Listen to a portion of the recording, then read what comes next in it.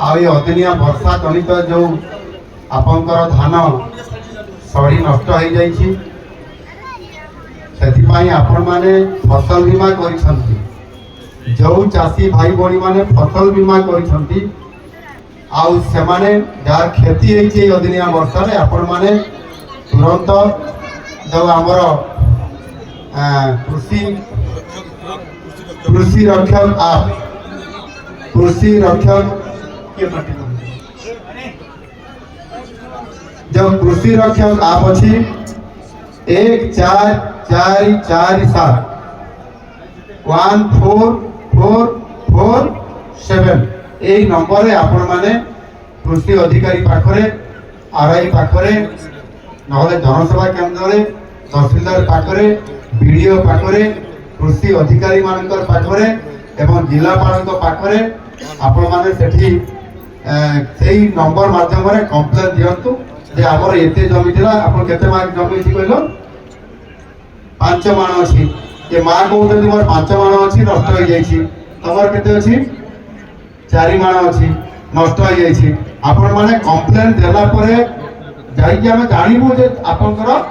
धान वर्षा जको नष्ट होई छी बोली आपण जे कंप्लेन न करे ये जणा पड़ियो नाही किछि प्रश्न अछि जे जो माने कर भाग चाषी अछंती भाग चाषी माने आपण माने मध्य लिखित आकार रे आरआई पाखरे तहसीलदार पाखरे बीडीओ मंत्र पाखरे भी कंप्लेन दियंतु एवं आउ जो मानकर चाषी अछंती आपण माने किंतु पंजीकृत बा फसल बीमा रे आपण माने रजिस्ट्रेशन करि नांती से माने मध्य दरखास्त दियंतु जेहेतु ए अदिनिया वर्षा रे लगातार दीटा आसिला गोटे 20 रु 22 भीतर हला मधे 2 दिन बंद हे गेला पुनी आउ थरे वर्षा हला मु आपनकर जोतना वर्षा होउतला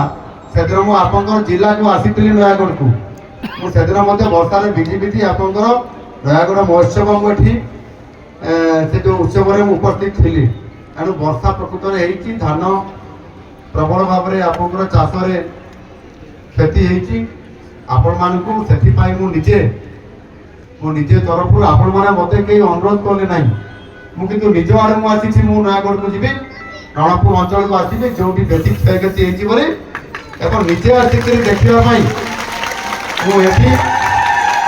आपण पाखे आज उपस्थित होती सहित एटी आमर राजस्व एवं विपर्यय परिचालन मंत्री आमर सुरेश पूजारी महाशय भी मो सांगरे अच्छा आपंकर स्थानीय विधायक एवं आमर मानव बाचस्पति महोदया से भी एठी आम सांगे उपस्थित अच्छा तेणुक आपण मैंने के व्यस्त हवा दरकार नहीं किंतु आपण मैंने आज संध्या 12टा भितर ये अभियोग करिवार से जो टोल फ्री नंबर 14447 रे अभियोग करंतु जो माने पंजीकृत करिसंती फसल बीमा रे बा रजिस्ट्रेशन करिसंती जो माने करिना कि समाने मते दरखास्त दिए आरआई पाखरे